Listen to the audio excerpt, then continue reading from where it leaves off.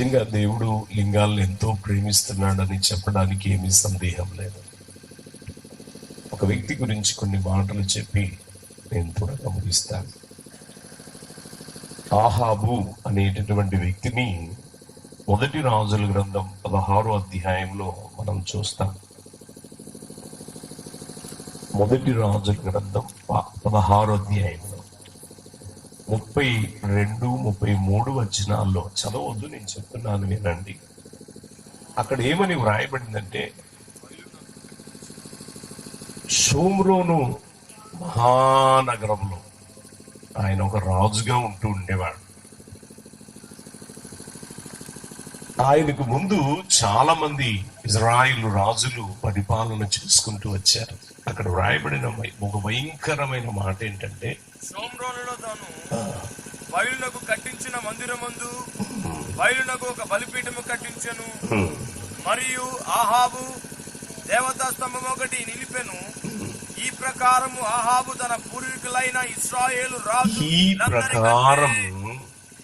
ఆహాబు తన పూర్వీకులైన ఇశ్రాయేలు రాజులందరికంటే ఎక్కువగా పాపము చేసి ఇశ్రాయేలీల దేవుడైన యెహోవాకు కోపము పుట్టించెను అని వ్రాయబడింది. చాలు చూడండి, దేవుడు పరిశుద్ధుడు. పరిశుద్ధుడైనటువంటి దేవుడు మానవుడు కూడా ఎలా జీవించాలని దేవుడు కోరుకుంటున్నాడంటే, పరిశుద్ధంగా జీవించాలని కోరుకుంటున్నాడు. పాపం అనేది పరిశుద్ధుడైన దేవునికి నచ్చని పని, ఇష్టం లేని పని. పాపం అంటే ఏంటి?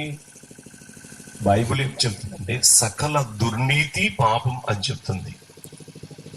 ఏది నీతి కాదో అదంతా పాపమే.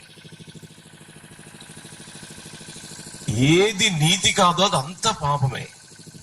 కనుక ఈ అహాబు అనేటటువంటి రాజు తన పూర్వీకులైనటువంటి రాజులందరికంటే ఎక్కువగా పాపము చేస్తూ వచ్చాడంట. ఈ దినాల్లో కూడా చాలా మంది ఒక సూక్తి ఏంటంటే, వినాశకాలపు విపరీత బుద్ధులు అని అంటారు కదా. ఇందాక నేను వచ్చేటప్పుడు మహిమ ఒక విషయాన్ని చెప్పింది నాకు. ఆమె నేషనల్ కాన్వెంట్ లో టీచర్గా చేస్తుంది. ఫస్ట్ క్లాసు పిల్లకి ఫస్ట్ క్లాస్ పిల్లోడు ఐ లవ్ యూ అని చెప్పాడంట. అసలు వాళ్ళకి దాని గురించి ఏమి అవగాహన ఉంటుంది? నాకు వండర్ అయింది, షాక్ అయింది. ఫస్ట్ క్లాస్ ఎంత, వయసు ఎంత, అసలు ఏం పదజాలాలని. ఈ రోజుల్లో టెలివిజన్స్ ద్వారా, ఈ సీరియల్స్, సినిమాలు, యాడ్ల ద్వారా పిల్లల జీవితాలు, పెద్దోళ్ళు జీవితాలు కూడా నాశనమై భ్రష్టు పట్టేస్తున్నాయి. అంటే నైతిక విలువలు అనేవి మానవుని యొక్క జీవితంలో అసలు కనబడట్లేదు. ఉదయం మొదలుకుని రాత్రి వరకు దేవుని భజన కార్యక్రమాలు అందరూ చేస్తున్నారు, కానీ దైవత్వం అనేది, అసలు దేవునికి మానవునికి ఉన్న వ్యత్యాసం ఏంటనేది కూడా చాలా మందికి ఆలోచన లేని భక్తి. నాకు అదిరిపోయాను. ఫస్ట్ క్లాస్ ఎంత, వాళ్ళ వయసు ఎంత, వాళ్ళ అనుభవం ఎంత, అసలు ఆ పదాన్ని కూర్చిన వాళ్ళకి అవగాహన ఏమైనా ఉందా అనిపించింది అనమాట. ఎందుకు ఈ మాట చెప్తున్నానంటే, వినాశకాలపు విపరీతమైనటువంటి బుద్ధులు మనుషుల్ని ఏం చేస్తున్నాయి అంటే అలుముకుపోతా ఉన్నాయి. ఇక్కడ మనం చూస్తున్నాం, ఆహాబు తన పూర్వీకులైన రాజులందరికంటే అధికముగా పాపం చేయించు వచ్చాడంటండి. దాని ఫలితం చాలా ఘోరంగా ఉంది. జస్ట్ నేను అది చెప్పి ముగించేస్తాను. బాగా ఆలోచించవలసినటువంటి విషయం. కనుక పాపం అనేది ఏదైనా పాపమే. పాపం ఉండగా పరిశుద్ధులైనటువంటి దేవుణ్ణి మనం చేరుకోవడం సాధ్యం కాదండి.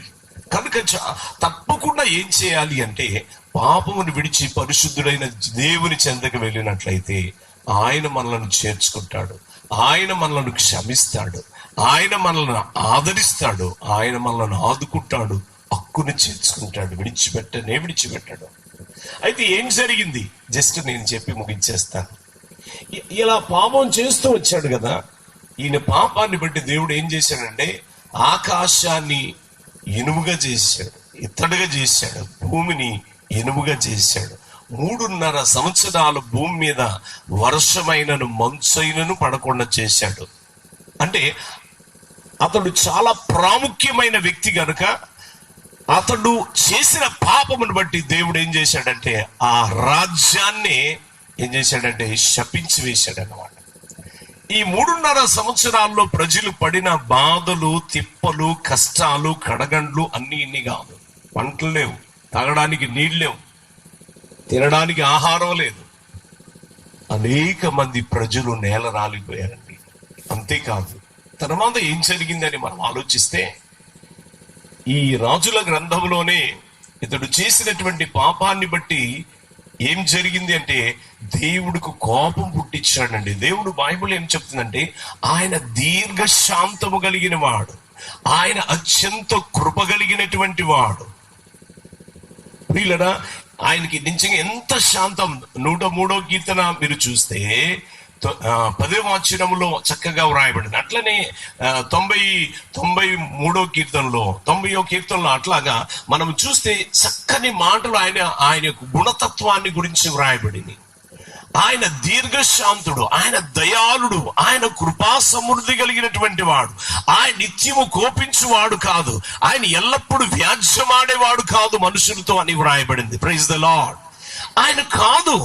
కానీ ఈ ఆహాబు చేస్తున్నటువంటి విపరీతమైనటువంటి ఆ దేవునికి విరోధమైన పాపమును చేయుటను బట్టి ఆహాబు దేవునికి ఏం చేశాడంటే దీర్ఘశాంతుడు, ప్రేమ స్వరూపుడు, క్షమించుటకు సిద్ధమైన మనసు కలిగినటువంటి దేవుని హృదయములో ఈయన ఏం చేశాడంటే కోపం పుట్టించాడు. కనుక పాపం ఎప్పుడు కూడా ప్రేమామూర్తి అయినటువంటి దేవుని సహనాన్ని కోల్పోయేటట్లు చేస్తుంది. దాని ఫలితం రకరకాలుగా దారి తీస్తుందండి. ఆ విధమైనటువంటి పరిణామాల నుండి మనం తప్పించుకోవాలి అంటే తప్పకుండా ఏం చేయాలి అంటే పాపం విడిచిపెట్టాలి. క్రైస్తవులైనా, హిందువులైనా, ముస్లింలైనా, ప్రియులనా, ముస్లిం మసీద్కి వెళ్ళేది ఎందుకు? హైందవులు రకరకాల దేవతల గుడులకు వెళ్ళేది ఎందుకు? క్రైస్తవులు చర్చిలకు వెళ్ళేది ఎందుకంటే నేను పాపిని అందరికీ తెలుసు, ఎవరు నీతిమంతులు కాదని తెలుసు. పాపం పోగొట్టుకోవడానికి ఈ ప్రయత్నాలన్నీ మనుషులు చేసేటటువంటివి. బాగా ఆలోచించాలి. ఎందుకంటే పాపము దేవునికి కోపం పుట్టిస్తుందని అన్ని మతాల్లో ఉన్నటువంటి వారందరికీ అవగాహన ఉంది. అయితే ఏ విధంగా దేవుని కోపం మన మీదకి రాకుండా మనం తప్పించుకోగలం అనేటటువంటి ఆలోచన లేదు చాలా మతాల్లో. ఒకవేళ అది తెలుసుకున్నట్లయితే వాళ్ళ జన్మధన్యం అవుతుంది అనమాట. ఇది ఇక్కడ మనం చూస్తున్నాం. ఆహాబు చేసిన పాపాన్ని బట్టి దేవుని కోపం వచ్చింది.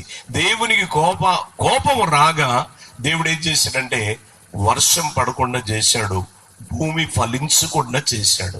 దానివల్ల ఎంత భయంకరమైన కరువు, ఆర్థిక పరిస్థితులు. ఈ రోజులో కూడా అనేక మంది కుటుంబాల్లో ఆర్థికమైనటువంటి క్షోభ ఏర్పడడానికి గల కారణం దేవునికి విరోధమైంది ఏదో జరగబట్టి ఆ విధమైనటువంటి పరిణామాలు అనేక కుటుంబాల్లో చోటు చేసుకోవడానికి గల కారణం. అయితే ఈ ఆహాబు రాజు అదొక్కటే కాదు, కానీ తర్వాత ఏం జరిగిందంటే ఈ మొదటి రాజుల గ్రంథం 23వ అధ్యాయంలోనికి మనం వెళ్తే ఈ రాజుగారు ఏం చేశాడంటే దేవుని యందు భయభక్తులు విడిచిపెట్టేశాడు. ఇష్టారాజ్యంగా జీవిస్తున్నాడు. ఆయన రాజుగారు గనుక ఆయనకి స్వేచ్ఛ ఉంది గనుక ఇష్టారాజ్యంగా జీవిస్తున్నాడు. ఈ దినాల్లో కూడా చాలా మంది చెప్పేవాళ్ళు లేరన్నట్లుగా జీవిస్తూ స్వేచ్ఛకు, స్వతంత్రానికి అలవాటు పడిపోయి, విచ్చడివిడితనానికి అలవాటు పడిపోయి ఇష్టారాజ్యంగా జీవిస్తూ ఉన్నారు.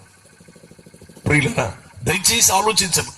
ఎందుకంటే మనిషికి ఈ దినాల్లో పూర్వం అయితే కాస్త ఎరుపు ఉండేది, ఈ దినాల్లో ఎరుపు లేదు, నలుపు లేదు, అంతా పోయింది. ప్రియులరా, ఈ 23వ అధ్యాయంలో ఏమైందంటే ఈ రాజుగారు ఇష్టారాజ్యంగా జీవించేసి యుద్ధానికి వెళ్ళాడు అన్నమాట. మారు వేషం వేసుకుని యుద్ధానికి వెళ్ళాడు. ఆ యుద్ధములో ఒకడు గురి చూడకయే బాణం విడిచిపెట్టాడంట. గుడి చూడకే 33వ వచనంలో వ్రాయబడింది. గుడి చూడకే బాణం విడిచిపెట్టేసరికి అది కవచపు కీలు మధ్యలోనికి దిగిపోయి అవతల నుండి యువతలకు వచ్చేసింది రాజుగారి. పాపములో ఉండే వ్యక్తి ఎక్కువ కాలం వరదిల్లండి. వాళ్ళు గొప్పోళ్ళు కావచ్చు, చిన్నోళ్ళు కావచ్చు, వాళ్ళు యవనస్తులు కావచ్చు, ముసలోళ్ళు కావచ్చు. బైబిల్ ఏం చెప్తాడు? దుష్టులకు విజయం కొద్ది కాలమే అని వ్రాయబడింది. పాపం వల్ల మనుషులు కొంత మట్టుకే విజయం చూస్తారు కానీ తుదబట్టుకు విజయం సాధించలేరు. పాపమే పతనం చేసేస్తుంది. పాపమే ఓడిపోయేటట్లు, చిరిగిపోయేటట్లు, నశించిపోయేటట్లు చేస్తుంది అనమాట. కనుక కొంతకాలం అహాబు రాజు జీవితం చాలా విజయవంతంగా ఉంది. ఆ పాపం అధికమైంది. ఆ పాపం ఆయన్ని పట్టుకుంది. అక్కడ మనం చూస్తాం 22వ అధ్యాయం 23వ వచనంలో కవచపు కీలు మధ్యలో దూరి అవతల నుండి యువతలకు వచ్చేసిందండి. ఆ రక్తం కారుతూ ఆ రథంలో అలాగే కూలబడిపోతాడు. అది దయచేసి ఆలోచించండి. తర్వాత ఏం జరిగింది అంటే 2వ రాజుల గ్రంథంలోనికి వెళ్తే ఈ ఆహాబు రాజుకి 70 మంది కొడుకులు ఉన్నారు. అతని భార్య పేరు యెజ్బేల్. ఈ 9వ అధ్యాయంలో ఈ 70 మంది కొడుకుల తలలు యెహూ అనేటటువంటి ఆయన నరికేసి గంపలో పెట్టి పంపిస్తాడు ఆ ఇంటికి. తల్లికి పిచ్చెక్కిపోద్ది. ప్రియులరా, అది అహాబు రాజు భార్యకి ఎంత వయసు పెరిగిన బుద్ధి జ్ఞానం లేని జీవితం జీవిస్తా ఉంది. 10వ అధ్యాయంలోనికి వెళితే 30, 31, 32, 33 వచనాలు మీరు చదువుకుంటే ఇప్పుడు చదవద్దు. ఆమె ఆ వయసులో కూడా రంగులు పూసుకుంటుంది మహాతల్లి. నా మాట అబద్ధంగా చూసుకోండి. 2వ రాజుల గ్రంథం 10వ అధ్యాయం కనబడిందా? చూసుకోండి. 30, 31, 32 వచనాలు మీరు చదువుకుంటే ఆమె ఏం చేస్తుందంటే, ఈ దినాల్లో కూడా చాలా మంది ప్యాషన్ ఎక్కువైపోయిందండి. చూడండి, ఆమెకి బహుశా ఎంత వయసు వచ్చి ఉంటుంది అంటారు?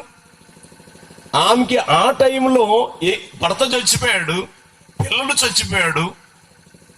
దేనికి ప్రాధాన్యత ఇస్తుంది తెలుసా? సోకులకు ప్రాధాన్యత ఇస్తుంది ఆ టైంలో. అక్కడ ఏమని రాయబడిందంటే, చదవండి, సిగ్గేస్తుందా? చూసుకోండి.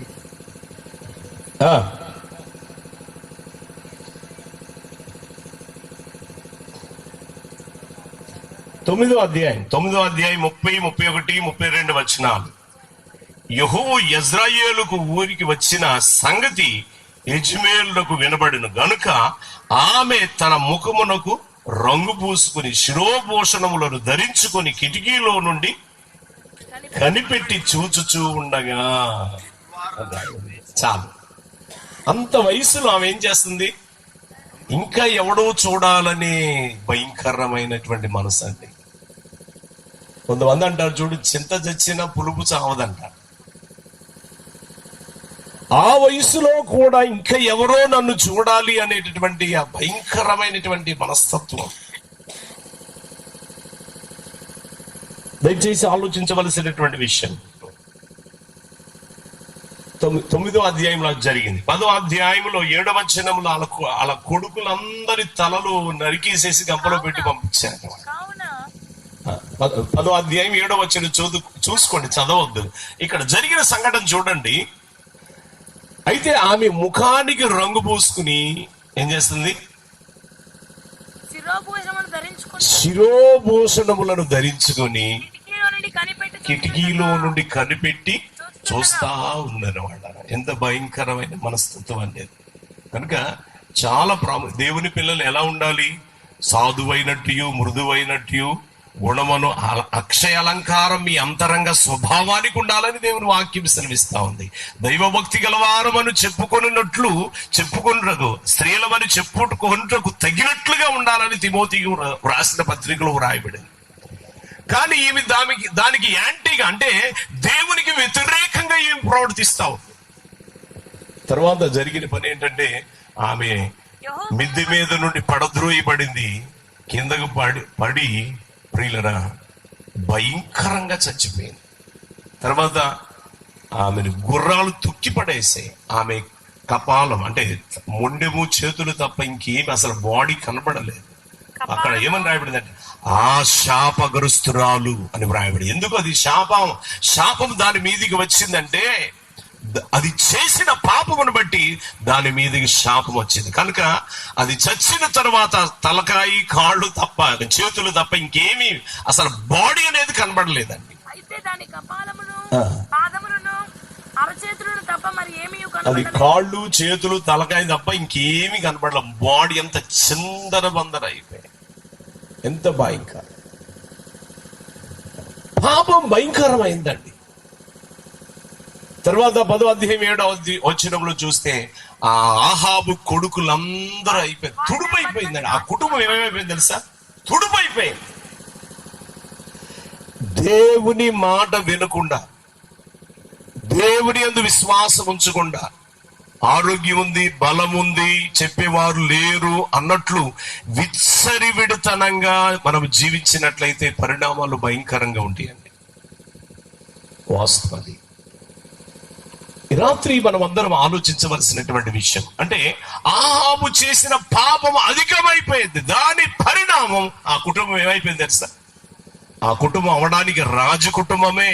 నీదే కుటుంబం అయినా కావచ్చు, ఈ ఊరికి అధికారులు కావచ్చు, పెద్దవి కావచ్చు, 10 మందికి చెప్పే వ్యక్తి కావచ్చు, లేదా మెంబరు కావచ్చు, ప్రెసిడెంట్ కావచ్చు, లేదా ఎంపీపీ కావచ్చు, లేదా మినిస్టర్ కావచ్చు, ఎమ్మెల్యే కావచ్చు, ఎవరైనా కావచ్చు. పరిశుద్ధుడైన దేవునికి విరోధంగా మనం పాపం చేసి జీవించినట్లయితే ఏమైపోతుందంటే పతనం అయిపోతుందండి. దేవునికి వేరుగా మనం, ఆయన అంటాడు నాకు వేరుగా ఉండి మీరేమీ చేయలేదు. Praise the Lord. కనుక దేవునికి వేరుగా ఉండి మనం ఏమీ చేయలేమండి. కనుక ప్రేమస్వరూపుడైనటువంటి దేవునికి, దీర్ఘశాంతుడైనటువంటి దేవునికి మనం ఎలా ఉండకూడదంటే కోపం పుట్టించే వ్యక్తులుగా ఉండకూడదు. వీళ్ళ ఆయన ప్రేమను నిర్లక్ష్య పెట్టి మనము మన ఇష్టానుసారంగా జీవించినట్లయితే మనం ఎప్పటికీ వరదిల్లమండి, ఎప్పటికీ వరదిల్లం. ఒకసారి రాత్రి ఆలోచించవలసిన విషయం. చివరికి ఆ కుటుంబం ఏమైపోయిందంటే సర్వనాశనం అయిపోయింది. కనుక డబ్బును బట్టి విర్రవీగొద్దు, వయస్సును బట్టి విర్రవీగొద్దు, కులాన్ని బట్టి విర్రవీగొద్దు, ఆస్తిని బట్టి విర్రవీగవద్దు, అందాన్ని బట్టి విర్రవీగవద్దు, స్వేచ్ఛను బట్టి విర్రవీగవద్దు. దేవునికి భయపడి జీవించడం ఎంత ఆశీర్వాదం. ప్రియులారా, ఒకసారి ఆలోచించండి. రోమీయులకు రాసిన పత్రిక 6వ అధ్యాయం 23వ వచనంలో ఏమని రాయబడిందంటే పాపము వలన వచ్చు జీతము మరణం, అయితే మన ప్రభు అయిన యేసుక్రీస్తుని బట్టి ఏమొస్తుందంటే నిత్య జీవము అని వ్రాయబడింది. Praise the Lord. దయచేసి ఆలోచించవలసినటువంటి విషయం, మన ప్రభు అయిన యేసుక్రీస్తుని బట్టి మనకేం కలుగుతుందంటే నిత్య జీవం. కనుక మనం ఎక్కడికి రావాలి అంటే దయచేసి ఆలోచించండి. సిలువ చెంత చేరిన నాడు కలుషములను కడిగి వేయం. సిలువ చెంత చేరిన నాడు కలుషములను కడిగి వేయం. పౌలు వలెను శీలావలెను, పౌలు వలెను శీలావలెను, సిద్ధపడిన భక్తుల చూచి, సిద్ధపడిన భక్తుల చూచి నాడు కలుషములను కడిగి వేయు తప్పిపోయినా కుమారుండు తండ్రిని విడచి తరలిపోయి తప్పు తెలిసి తిరిగి రాగా తప్పు తెలిసి తిరిగి రాగా తండ్రి ఎద్దనే చేచుకునేను తండ్రి ఎద్దనే చేచుకునేను పాపీరావా పాపము విడచి పరిశుద్ధులా విందులో చేరా పాపీరావా పాపము విడచి పరిశుద్ధులా విందులో చేరా పాపుల గతిని పరికించితివా పాపుల గతిని పరికించితివా పాతాళంబే పర్యంతం పాతాళంబే పర్యంతం సిలువ చెంత చేరిన నాడు కలుషములను కడిగి వేయు. Praise the lord. రాత్రి మనం ప్రభు చెంతకు వచ్చినట్లయితే, ఆయన గాయాల దగ్గరికి వచ్చినట్లయితే, ప్రియులరా, ఆయన మనల్ని ఎంతో ప్రేమించాడు. మనము నశించిపోవడం ఆయనకి ఏమాత్రం ఇష్టం లేదు. అంటే ఎందుకు ఆ విషయాన్ని మీకు గుర్తు చేశానంటే, పాపం యొక్క పర్యవస్థానం భయంకరమైందండి. ప్రభువు దగ్గరికి వస్తే తప్ప ఆ భయంకరమైనటువంటి శిక్ష నుండి మనల్ని ఎవ్వరు కూడా తప్పించలేరండి. ఎవ్వరు తప్పించలేరు. ఏ మతంలో కూడా నీ పాపం యొక్క శిక్ష నుండి నీకు విడుదల లేనే లేదు. ఏ కులమైనా ఏ మతమైనా పాపము యొక్క పర్యవస్థానము నుండి తప్పించుకోవాలి అంటే, పాపం యొక్క శిక్ష అనుభవించినటువంటి దేవుడు ఎవ్వరు లేరండి, యేసుక్రీస్తు ప్రభువారు తప్ప. ఎందుకంటే మన పాపము యొక్క శిక్ష మనము భరించలేదని, అంత గొప్పదని ఆయన ఎరిగి ఏం చేశాడో తెలుసా, మనలను మన పాపం యొక్క పర్యవస్థానము నుండి, ఆ భయంకరమైనటువంటి శిక్ష నుండి, శాపము నుండి తప్పించడానికి ఆయన మన కోసం ఈ లోకంలోకి దిగి వచ్చాడండి. Praise the Lord, praise the Lord. రాత్రి ఆలోచించవలసిన విషయం నేను ముగించేస్తున్నాను. ఎందుకు నన్నింతగా నీవు ప్రేమించితివో దేవా, అందుకో నా దీన స్తుతి పాత్ర. హల్లెలూయా యేసయ్యా, హల్లెలూయా యేసయ్యా. నా పాపము పాప నరరూపివైనావు, నా శాపము పాప నలిగి వేలాడితివి. నా పాపము పాప నరరూపివైనావు, నా శాపము పాప నలిగి వేలాడితివి. నాకు చాలిన దేవుడవు నీవే, నా స్థానములో నీవే.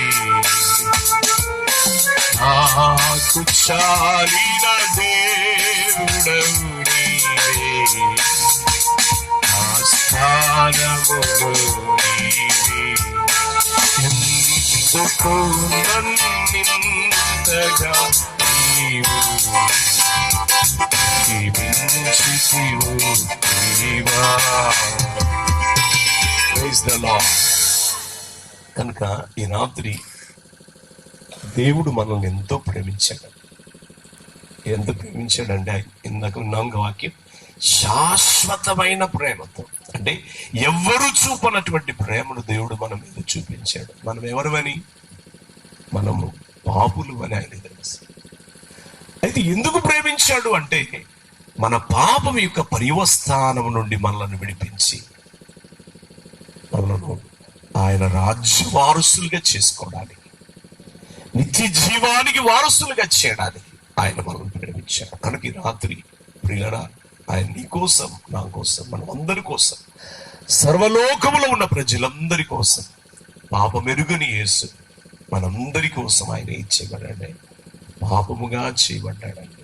అందుకని అరికాలు మొదలుకొని తన వరకు ఆయన మన నిమిత్తం నలుగుగొట్టబడ్డాడు, 3 మేకుల మీద వేలాడదీయబడ్డాడు, ప్రక్కలో బళ్ళెంతో పొడవబడింది.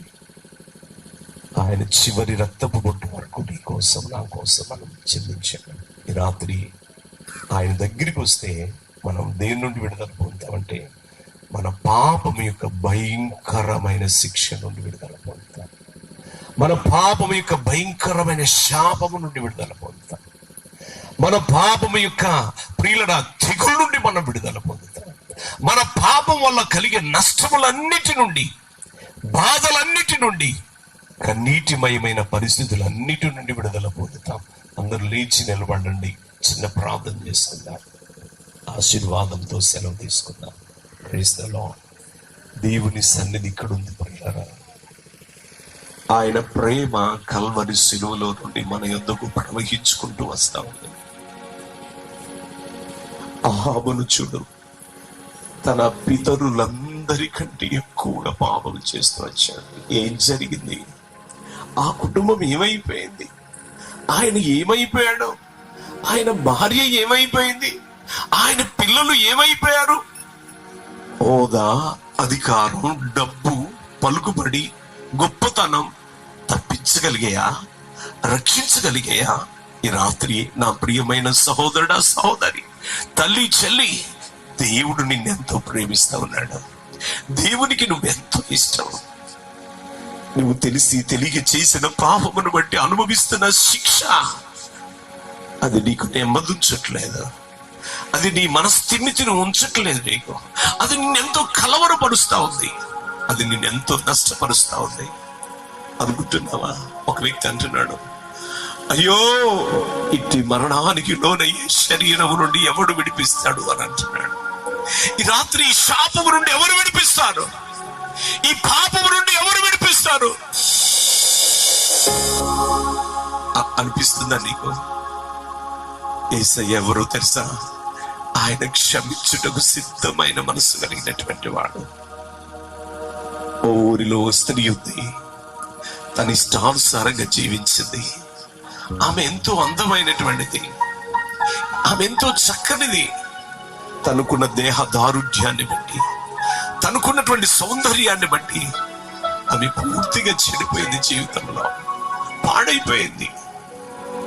ఎవరిష్టం వచ్చినట్లు ఆమెను వాడుకున్నారు అందరూ. ఒక రోజు తెలుసుకుంది, నేను పాపం చేసేనని తెలుసుకుంది. నా పాపముల నుండి నన్ను ఎవరు విడిపిస్తానని ఆమె వెతకడం ప్రారంభించింది. నా పాపములకు క్షమాపణ ఎక్కడ దొరుకుతుందని వెతకడం ప్రారంభించింది. యేసు ఫలానా ఇంట భోజనమును కూర్చున్నాడని తెలుసుకుంది. వెనుక తట్టు ఆయన యొద్దకు వెళ్ళి నిలబడి కన్నీరు కార్చుచు పాదముల మీద పడింది. నా తల్లి, చెల్లి, తమ్ముడా, దేవుడు నిన్నెంతో ప్రేమిస్తున్నాడు, నీకు ఒక అవకాశాన్ని ఇస్తున్నాడు. ఎందుకో తెలుసా? నిన్ను పరిశుద్ధునిగా చేయడానికి, నిన్ను శాపము నుండి విడిపించడానికి, నింద అవమానముల నుండి విడిపించడానికి, బాధ వేదన నుండి, నీ తూర్పుల నుండి విడిపించడానికి, నీ కన్నీరు తుడిచివేయడానికి వెనుక తట్టు ఆయన పాదముల యొద్ద నిలబడి కన్నీరు విడుస్తా ఉంది. యేసు ప్రభువా, నువ్వు క్షమించుటకు సిద్ధమైన మనసు కలిగిన వాడవు. నేను క్షమించరాని జీవితాన్ని జీవించిన వ్యక్తినయ్యా, నన్ను క్షమించవా? లోకం, ఊరు నన్ను అందరి ఇది పాపి పాపి అని అంటా ఉన్నారు. యేసయ్యా, నన్ను చేర్చుకోవా? నన్ను క్షమించవా అంటూ ఆయన పాదములు ఎందుకు వచ్చి ఆయన పాదముల మీద పడింది. ఏడ్చుచు కన్నీళ్లతో ఒడిగిపోయింది. ఆ పాదముల మీద పడి తన తల వెంట్రుకలతో ఆ పాదములు తుడుస్తా ఉంది. ఆ కన్నీళ్లతో పాదములు కడిగి వేస్తా ఉంది. ఆ పాదములను వదిలిపెట్టకుండా ముద్దు పెట్టుకుంటా ఉంది. ఈ రాత్రిని ప్రభు నిన్ను చేర్చుకోవడానికి ఇష్టపడుతూ ఉన్నాడు. నిన్ను క్షమించడానికి ఇష్టపడుతున్నాడు. నీకు నూతన జీవం ఇచ్చే సమాధానం ఇవ్వడానికి ఆయన ఇష్టపడుతూ ఉన్నాడు. ఆ స్త్రీతో చెప్తున్నాడు, ఈమె విస్తారంగా పాపము చేసింది కనుక ఈమె విస్తార పాపములు క్షమించబడ్డాయి. వెళ్ళు, సమాధానము గల దానవై వెళ్ళుము, నీ విశ్వాసము నిన్ను రక్షించినది అన్నట్టున్నాడు. ప్రభు దగ్గరికి వచ్చిన ఆమెకి రక్షణ దొరికింది. ప్రభు దగ్గరికి వచ్చిన ఆమెకి సమాధానం దొరికింది. ప్రభు దగ్గరికి వచ్చిన ఆమెకి క్షమాపణ దొరికింది. రాత్రి ప్రభు పాదాల మీద పడతావు. దయచేసి అందరూ చేతులెత్తి ఒక్క నిమిషం ప్రార్థన చేయండి. తమ్ముడా, చెల్లి, తండ్రి, తల్లి, ఈ స్థలాన్ని విడిచిపెట్టి వెళ్ళిపోతావు. జీవితం శాశ్వతం కాదు. ఏం జరుగుతుందో ఎప్పుడు ఎవరికి తెలియదు. ఈ రాత్రి ప్రభు పాదాలు ఇక్కడ కదులాడుతూ ఉన్నాయి. దేవుని సన్నిధి ఇక్కడ ఉంది. ఆయన చెంతకు వస్తావా? ఆమె మెల్లగా ప్రభు పాదాల దగ్గరికి వచ్చింది. ప్రభువా, నేను దోషిని, నేను పాపిని, నన్ను క్షమించవా అంటూ విరిగి నలిగిన హృదయంతో ప్రభు పాదాల మీద పడింది. ఈ రాత్రి నీవు కూడా ఆయన దగ్గరికి వస్తావా? ఆయన నీకు శాంతినివ్వడానికి ఇష్టపడుతున్నాడు. నీ కలవరాలన్నీ తీసివేయడానికి ఆయన ఇష్టపడుతున్నాడు. నిన్ను స్వస్థపరచడానికి ఇష్టపడుతున్నాడు. నీకు గొప్ప సమాధానం కలుగు చేయడానికి ఆయన ఇష్టపడుతూ ఉన్నాడు. అందరూ కూడా చిన్న ప్రార్థన చేసుకున్నాడు. అందరూ కూడా చిన్న ప్రార్థన చేసుకున్నాడు. Jesus, thank you lord. ఆయన రక్తం నీ కొరకు శ్రమిస్తా ఉంది. ఆయన నీ ఎదుట నిలిచి ఉన్నాడు. ఆయన నిన్ను ఎంతో ప్రేమిస్తూ ఉన్నాడు. జాలి కలిగిన తన చేతులు చాచి, కనికరం కలిగిన తన హృదయంతో నీ ఎదుట నిలిచి ఉన్నాడు. ఈ లోకంలో ఎవ్వరూ ప్రేమించినంతగా నిన్ను ప్రేమిస్తా ఉన్నాడు. నిన్ను కాదని ఒక్క మాట కూడా అనట్లేదు ఆయన. నువ్వు అలాంటి వాడు, అలాంటి దానవాడు ఆయన ఒక్క మాట కూడా అనట్లేదు. ఆయన అంటున్నాడు, అమ్మా, ఎవ్వరూ నీకు శిక్ష విధించలేదా? రాత్రి ప్రభు శిక్ష విధించేవాడు కాదు, గాని నీ శిక్షను ఆయన భరించి నేను క్షమించేవాడు. ఈ రాత్రి ఆయన దగ్గరికి వస్తావా? పరిశుద్ధుడైన తండ్రి, ప్రేమించిన ప్రభువా, మీకు స్తోత్రములు చెల్లిస్తున్నాను. ఇంతవరకు నీ సన్నిధిని మాతో కూడా ఉంచినందుకు వందనాలు. ఈ మొదటి రాత్రి ప్రభువా, ఈ ప్రాంగణాన్ని మీ వాతావరణంతో నింపారు. ఈ మొదటి రాత్రి లింగాలతో మీరు మాట్లాడడం ప్రారంభించారు. ఈ మొదటి రాత్రి వాక్యం ద్వారా, సాక్ష్యం ద్వారా ప్రజలను దర్శించారు. మీ వెలుగును ప్రకాశింపచేశారు. ఓ గ్రహింపును కలుగు చేశారు.